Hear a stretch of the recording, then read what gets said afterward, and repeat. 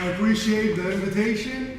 Thank you, Dr. Boyce, for having me back. It's really a pleasure to be back here and visiting old friends that I've made lifelong friends here from school that I've had before. I consider Dr. Boyce an amazing friend and have had plenty of times pre-COVID. So some of you will not recognize me because you weren't here when I was here.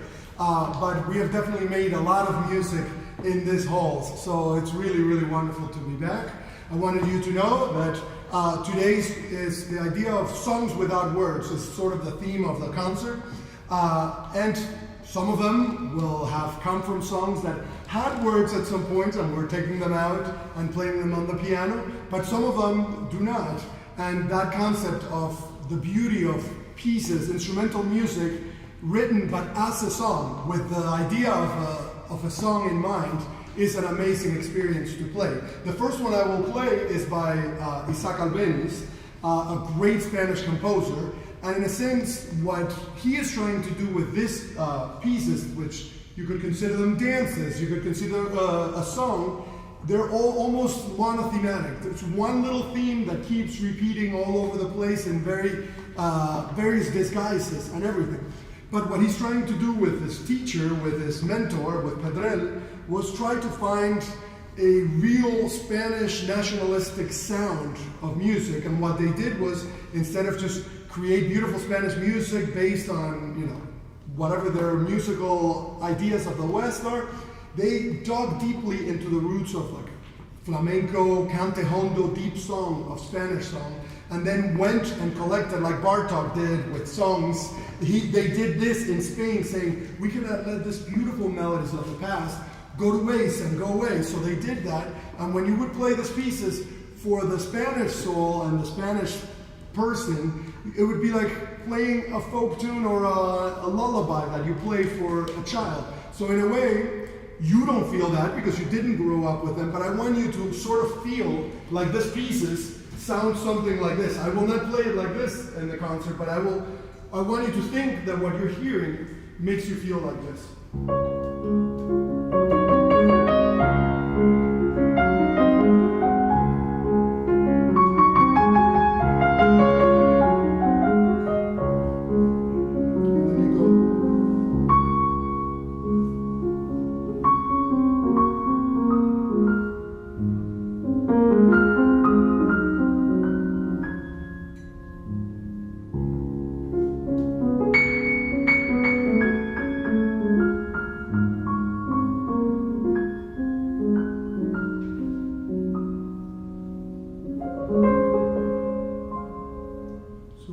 Think that dream world as if it was something that you really know and enjoy, and listen to it with that vein that you already know this music.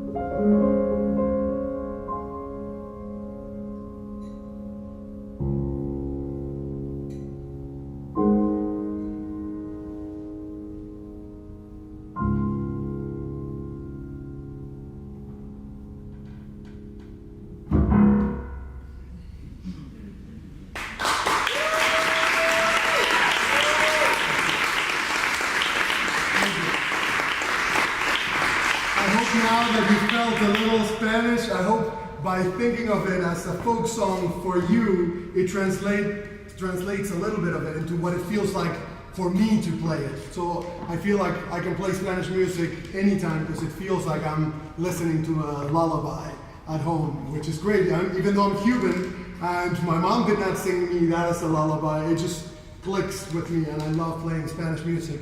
But now I'm going to move to Mendelssohn. So now the true songs without words. In a sense, we always think of, oh, any song could be a song without word because Liszt transcribed any song pretty much into piano solo. So I could play pretty much any Schubert song, any piece with words, and if it's from the Romantic era, it probably exists for piano solo, or someone made a transcription for it. But these pieces of Mendelssohn are true songs without words. They never had words to begin with. They are not his way of recycling music that he used for something else. It's like, no, he said, the piano alone can play beautiful songs. It needs no singer, no solo violin, no anything else to say and convey the meaning of any of the songs. So I hope I have 3 songs that I'm doing. So to me, they're the most amazing pieces. I mean, they're like, together with Beethoven, they're the ones that allowed us to survive through COVID, in a sense of just sitting there, playing these pieces, and really feeding into all of the madness that happens within. It doesn't have to be COVID, it doesn't have to be elections, it doesn't have to be anything. It could be the regular madness that we all have in our lives. We always need some way to escape from all our madness and then just relax. There is no greater composer for doing that than Mendelssohn, with such simplicity. He doesn't get too complicated. He does it just with the right amount of finesse, and as a genius that he was, I mean, this is a guy who at 18 was already the biggest superstar of all. So just for us to think that these pieces would be conceived at a very young age and being able to perform them and play them out of memory, just improvise them, is think of them as just ideas that just come out of his blood. Mendelssohn, I'll play the 3 songs without words. And the last one is called the spinning song. So if there are any of you who like to crochet and knit, then it might remind you of the spinning wheels.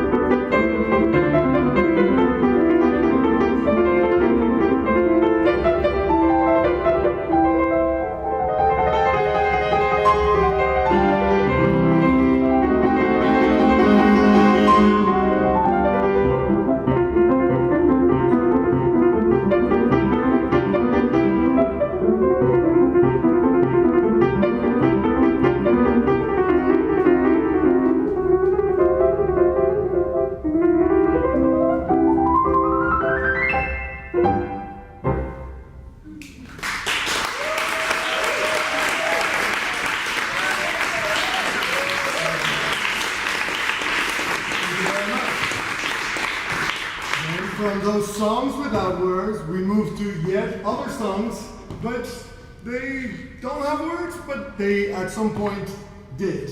Because this one was composed by Beethoven, and it's the third movement of a sonata. So, of course, in a sonata, there are no words in there, so Beethoven did not write any single word for the piece. He might have had some ideas, but this is not even a programmatic piece in a sense.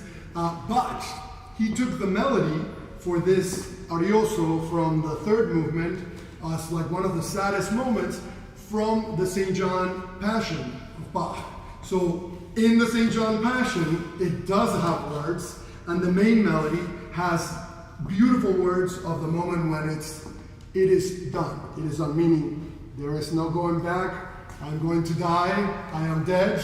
I am on the cross hanging, right? So in the St. John Passion, it's sort of a moment where the composer just says, I'm done, and the music is as beautiful as it could be, and then usually it's played with viola da gamba playing the first part of it, and between a viola da gamba and the orchestra and the singers. So it's a very special moment in the St.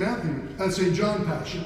But then when Beethoven does it, he does it in his penultimate sonata that he's ever going to write, like Opus 110, Opus 111. There's no more sonatas, the late sonatas of Beethoven. So in a way, it's almost like Beethoven saying, I'm done too.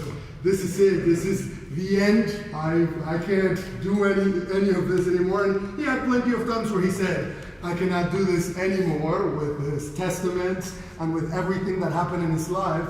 So we always get caught up on he was deaf, he was going deaf and everything. A musician of that stature could go deaf and still hear more than all of us put together, because the inner ear is there, and all that he could ever imagine he can do inside his head, which is why I was saying even in the master classes that I was doing yesterday, how many of you could close their eyes and play any of the pieces that they have in bed and imagine how far can I get in it without the music, without the score, and most of us fail at bar 2, right? So the goal is to be able to go to bar 3, 4, 5, and to reduce the piece to something that can stay in your mind, and you could be that brainiac that could say, oh, I got this piece, I'm not going to be worried about coming to the concert because I just practiced it on the way in. I just went, yes, in the tonic, you just went through the piece in your head. That's what gives you that peace of mind. Do I have that gift? No, but I work on it to try to remember some sections that I keep calling gas stations, because my teacher used to call them gas stations. So fine, I might not remember the whole piece, but I remember A section, the middle, section, the B section, the C, D, E, however long the piece is, and I'm able to sometimes, when you're lucky, start at all of those. And if something happens, which it will always happen, so don't think that there will be a day where you perform without anything ever happening. Something will always happen, because it's human nature, and that's why we're here. We have to make something happen, and the joy of doing it is that we're risking it all here together. I'm risking it for you, you're risking trying to be moved by me, hopefully, or by yourself. So you don't even need me. These composers are so good that their music alone, even if I was ruining all of it, could speak beautifully to you. So that's what I want you to think, in a sense. What is Beethoven, what is Mendelssohn, what is Albéniz telling me today? And how is it making me space out and go into completely different directions? Don't think you have to come back and pay attention to what I'm doing here. The goal of what I'm doing here is for you to space out and go exactly where your mind is taking you. And where your mind is taking you is where all of that madness and all of that anguish and all of that joy and everything else that is you is there. So let the music take you there. And if it's a super sad one, then let's cry together. And if it's super happy, let's dance together. So I'll do the pair. I'll do Beethoven and Albéniz, which never been done before, within this just portions. I paired them because the Albéniz is in the same key, it's in A flat. And I want you to almost think the way I'm thinking it is. I play the Beethoven brings my soul to complete darkness and sadness, and it's done. There's nothing I can do about anything. And then the Albanians is like an improvisation on the feeling that I was just in.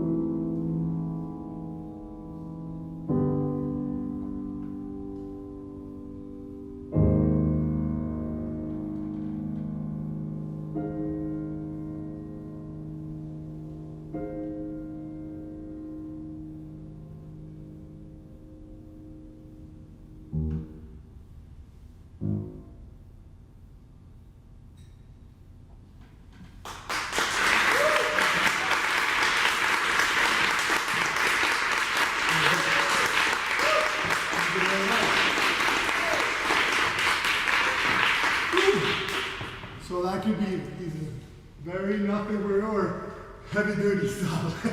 It's all a matter of the listener.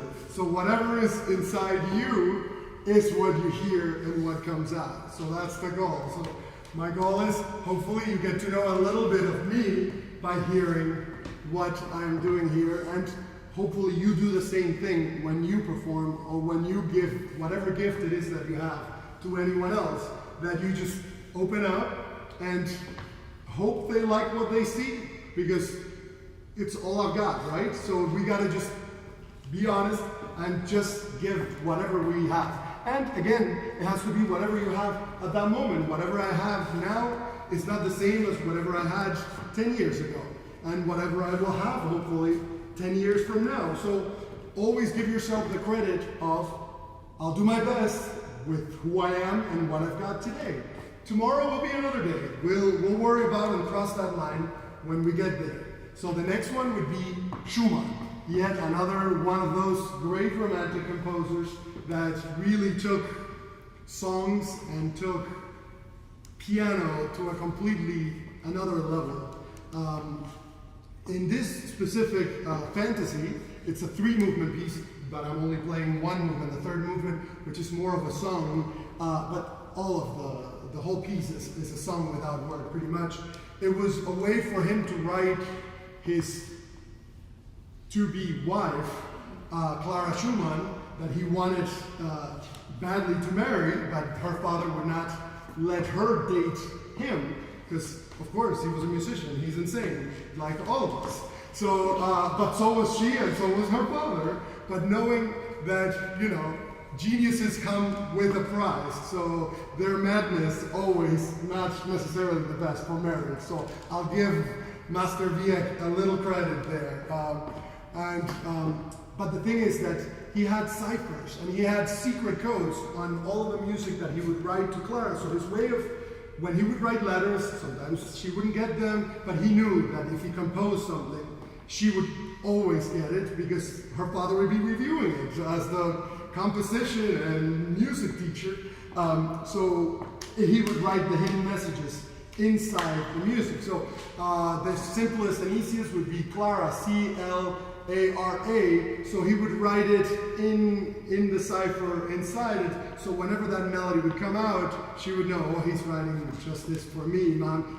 He's quoting me in this part. And then not just as simple as quoting, but saying, I'm quoting you, but now I'm putting some Beethoven, because I know you love Beethoven and you played all the complete Beethoven sonatas, Clara. So here's a melody from Beethoven that has this lyrics. And remember those lyrics, how we sang them together and how I read them to you? Kind of that was romance back then. So look how far we have come to a technology of a phone, from romance on a piano score with hidden ciphers within it. He did eventually marry her. Of course, it was a total disaster because she was not allowed to marry him. She married him in spite of her father.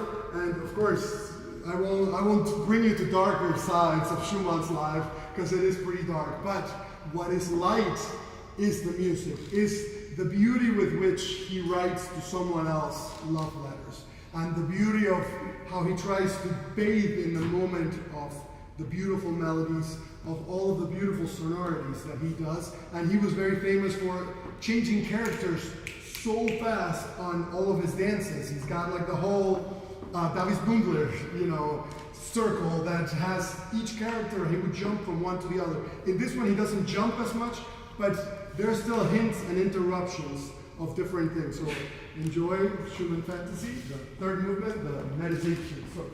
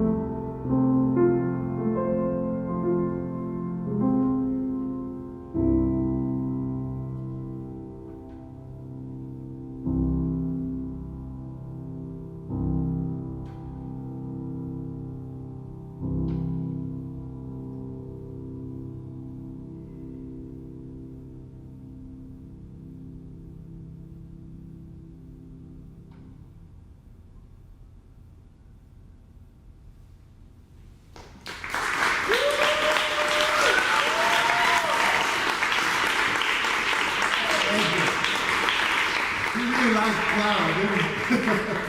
So no, that's a very, that's a piece. And that's only one movement. When you play all three movements in a row, you're like emotionally destroyed. You're like, you need therapy after you finish playing that piece. Physical and mental therapy, both of them from that piece. But it is a gorgeous piece that I hope to play till I'm 90, and then maybe I'll get it right at 93. Then the next part, we lighten up. Now we go to our fun pieces that I like to play always. They're almost like encores. They're pieces that you play, so they're all written in encores of pieces I play when I'm out at a party. I always tell my students, okay, what pieces do you have ready? I was like, no, I have nothing ready to play. So what would happen if you're at a party and someone asks you, oh, you play whatever instrument or you do whatever you say you do, okay, do something. I say, oh no, I don't have anything.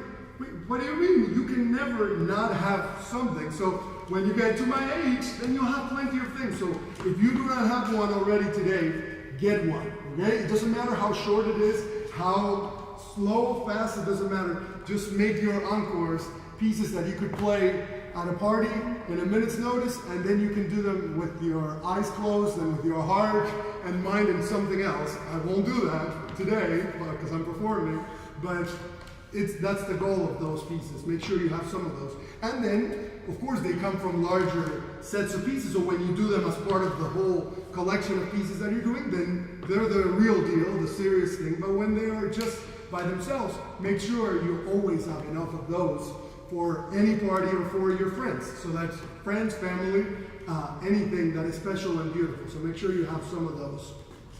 I'll ask for your help on the second. So the first one is Gitaneria. So it's a gypsy song. So we're back to the gypsies, but now by a Cuban composer. So when he writes this, it almost feels like it's a Spanish composer from Spain, because this is his Spanish suite. So I'll play the first one will be from the Spanish suite, and then I'll talk about the second one.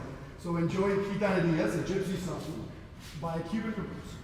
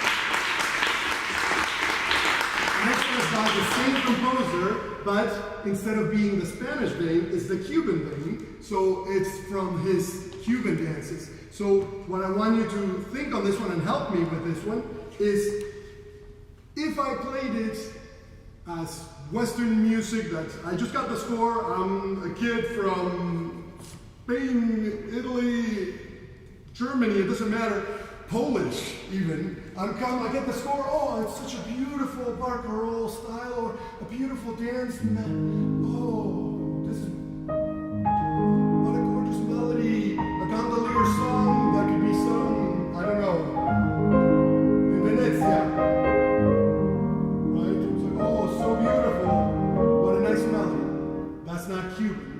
because it is by a Cuban composer, but if I play it like that, it does not sound like a Cuban piece, because in order for it to be Cuban, I need to keep a rhythmic beat underneath it no matter what. So if I,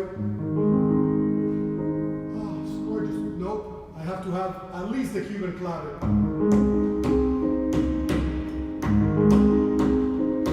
So it has to fit within it, not already it's out of it, it's out of the clave. So you'll be my marker. So if I have the volume high, then you clap louder. If I come and playing softly, clap softly. But let's get a Cuban clave going. Sounds good.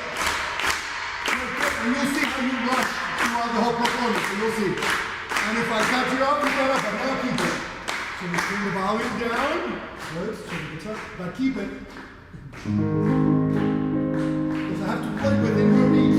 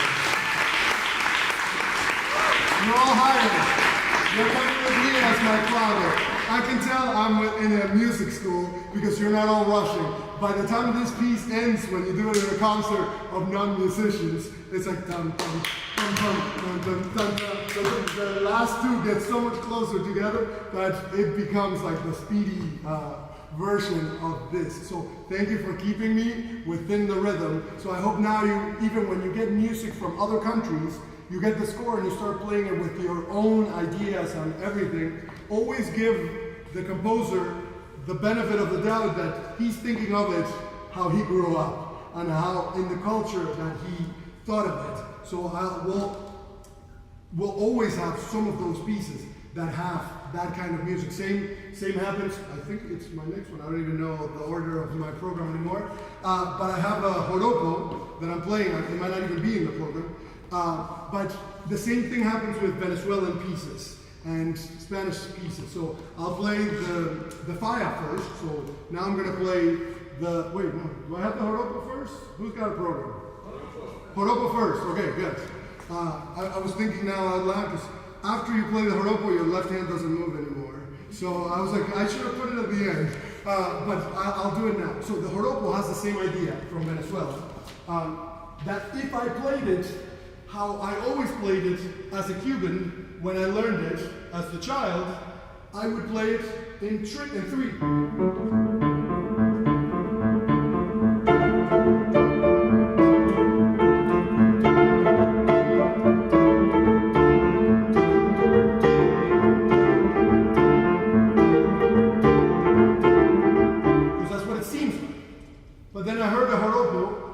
In real life, and the maracas guy that plays the joropo just never play in three. He's never in 3/4. He's in 6/8. He's always in. So I was like, oh wait, I've been playing this piece in the completely wrong feel my entire life, so that way when you play the melody, it's not in three, but.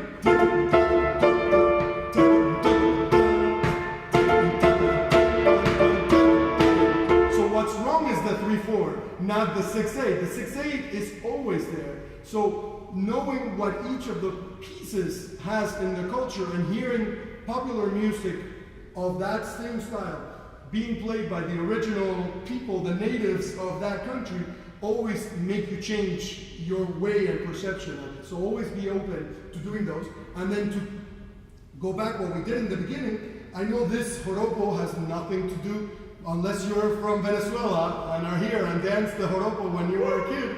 Oh, you're Venezuelan, Evan. Very nice.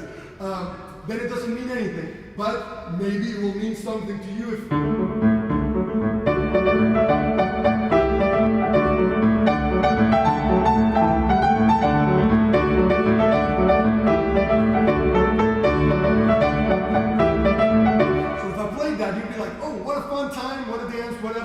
of a very popular song. Well, think joropo, very popular for those who know it, and 6/8, not 3/4, but the 3/4 is always there on the bass.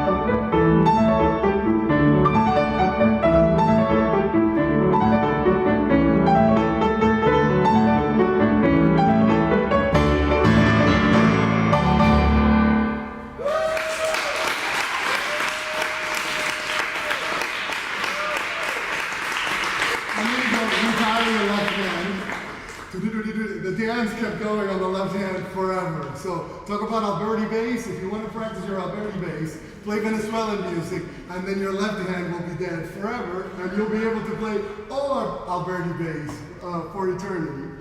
Okay, then the final piece set will be special pieces of Spanish music that I've ended up playing a lot with Professor Evan Drummond here. And it's one of the pieces that is dear to me. It was one of the first that I fell in love as a kid. My brother would play it, my school, my classmates would play this piece. It's the Fire Dance, which is the last one in the set of 3. And then I played the entire ballet with my brother for a reduction for 2 pianos. I played it with orchestra and the piano part that goes with the singers. So this is a beautiful piece where it has the 3 movements that I'm playing today. Is one pantomime, so no, it's not like a mime doing this, but a dance, a ritual dance, and in the beginning it's just calling for fire, and it's this whole ballet is a whole drama. Of course, it's always boy, girl, love rejected, finding, the second piece is the little boy walking, and the young man, I would say, walking, trying to find love, trying to see where he could find love, and then goes through a brook and a stream, and of course he's thinking, of course, no one is ever going to give you the answer to the questions you have within yourself. You're the only one who can give you the answer. So in all of the stories, it's always like, oh no, the fisherman that was there is like, oh no, well, I don't have the answers to your questions, but there's a witch that lives in that cave that might have some of the answers, you know, that you're looking for. And of course it goes there. And the whole point, but that's a side story from the ritual fire dance, which is the wife, the girl, not the boy that is looking for love that, you know, could not get it. It's now Candela, the girl who had fallen in love with this same young boy, but did not go with him, went with someone else. The husband dies. And then now she's trying to cleanse herself from this ghost. I'm at the hotel next door, which is haunted too, so I might be getting rid of some ghosts there. What she's trying to do is get rid of the ghost of her husband that keeps coming every night and dancing with her. And she's like, but I want to be free of you, of the ghost of the husband, so that I can go back and fall in love with this young boy that was the boy of my youth that I really loved, that pure first love. Of course, she can never get rid of the ghost of her husband, so the ritual dance doesn't actually work. It doesn't work. The ritual dance is supposed to be a dance to expel the spirit and get rid of everything. But like all of our demons in our lives, there are other ways to get rid of them, and sometimes we really can't get rid of them. So enjoy, but we have to learn how to live with them, and that's the point of this one.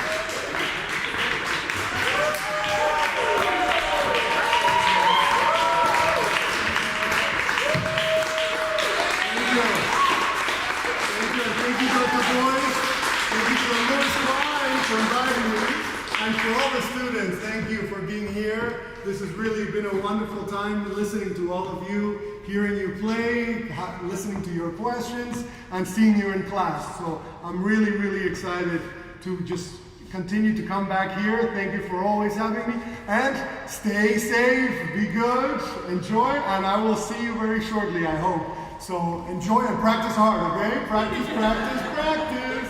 Thank you so much.